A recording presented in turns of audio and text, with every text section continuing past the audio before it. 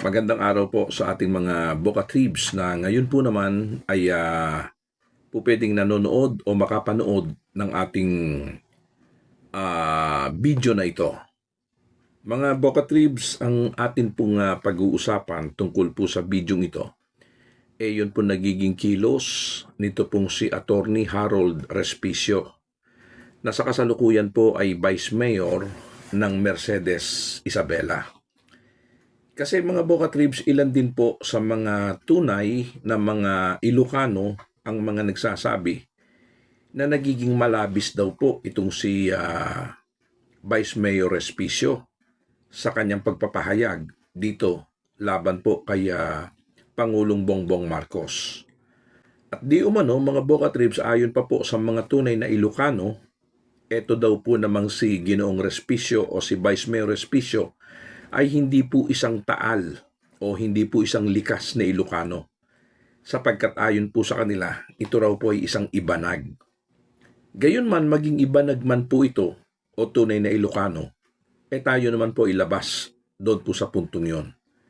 Subalit ang sa atin mga Boka Tribes, gusto ko lamang po maging malinaw sa lahat na ito pong aking pagpapahayag na ito at paggamit ko po ng aking karapatan sa pamamagitan po ng aking pagpapahayag at kalayaan ko po sa aking saloobin, nais ko po lamang bigyan ng payo ito pong si Vice Mayor Harold Respicio ng Mercedes Isabela.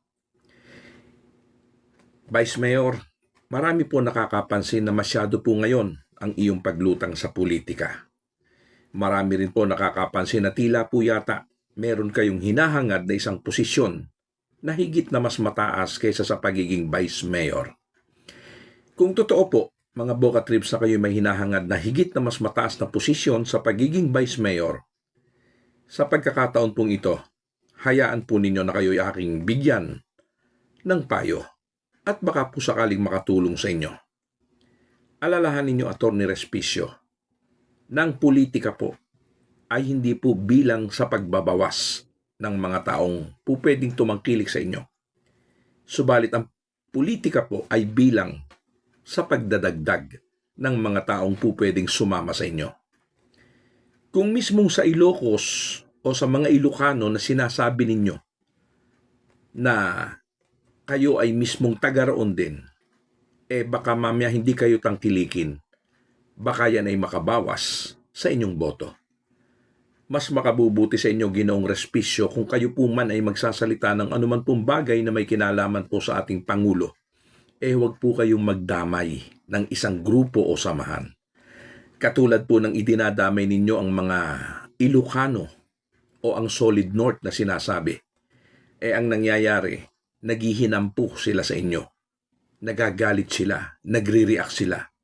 Sapagkat maaaring totoo ang sinasabi mo na wala na ang tinatawag nating Solid North.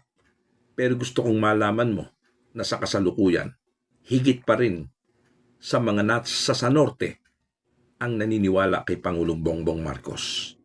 At sa Norte, higit pa rin at higit na mas marami pa rin ang tumatangkilik sa kanya. Kaya't kung gusto mo, Attorney Harold Respicio, na ikaw ay magkaroon ng higit na mas mataas na posisyon sa larangan ng politika, ang may papayo ko lang sa iyo. Kung ikaw ay magsasalita ng anuman, laban sa sino man, huwag mong idamay ang ilan na maaaring hindi mo naman kapanalig at hindi naniniwala sa iyo, sapagkat yun din ang magpapatalo sa iyo. Katulad nung sinabi mo na baka magkaroon ng rally at mas higit ang sasapitin ng iyong kabsat doon sa sinapit ng kanyang ama. Kahit wala kang binanggit na pangalan, malinaw na ang tinutukoy mo doon ay si Pangulong Bongbong Marcos. Magkakaroon ng revolusyon, kabsat, at nakataya yung ulo mo at hahabulin ka ng taong bayan. Worse ang mangyayari sa'yo kaysa nangyari sa tatay mo. Kaya mag-ingat ka sa mga ginagawa mo ngayon. Gayon pa man, kalayaan mo yan at karapatan mo. Pero dapat mo ring matandaan na mas higit pa ring maraming mga Ilocano doon sa tinatawag na Solid North, mayorya pa rin ang naniniwala kay Pangulong Bongbong Marcos. Kung kaya't lahat sila, yung mga naniniwala ay negatibo ang pagtingin sa'yo. At sinasabi nilang hindi ka isang Ilocano, ikaw ay ibanag. Doon pa lang sa kanilang pagsasalitang yon, palatandaan na hindi ka nila tinatangkilik. Kaya't kung ako sa iyo, Vice Mayor Harold Respicio, walang masamang tinapay, payo lang. Tandaan mo, kung meron kang pangarap na tumaas ang iyong posisyon sa larangan ng politika o maging isang senador, mas makabubuti sa iyo. Lahat ay kaibigan mo. Huwag kang magtangi ng kahit na sino at huwag kang manggamit ng grupo o samahan ng kahit na sino. Tandaan mo, lahat ng pagsasalitaan mo aakalain mong sayo. Pero pagdating ng halalan, doon mo malalaman kung sila ay sayo o hindi.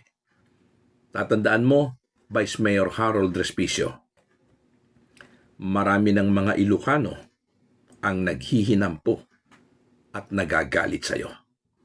Tandaan mong hindi kanila, karamihan sa kanila, tinatanggap. Ikaw lang ang nagsasabi na wala ng Solid North.